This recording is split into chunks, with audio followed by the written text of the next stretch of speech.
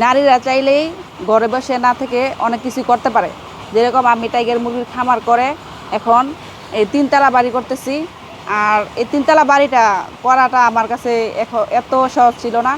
আমি যখন 200 টাইগার মুরগি দিয়ে শুরু করি তখন থেকে আল্লাহর রহমতে এই পর্যন্ত প্রায় 10 বছর হইতেছে। আস্তে আস্তে আমি খামার বাড়াইছি।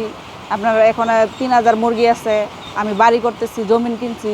এখন মানে আপনারা শুরুতেই যে চাইলে পাইরে লাইবেন ওই রকম না। আপনারা এই অল্প বাচ্চা দিয়ে শুরু করেন, করার পর আস্তে ধীরে আপনারা আগায়া যান।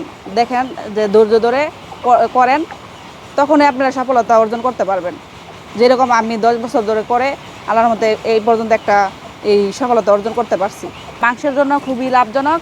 আপনার 45 দিনে এবারে যে 1 কেজি ওজন চলে আসে।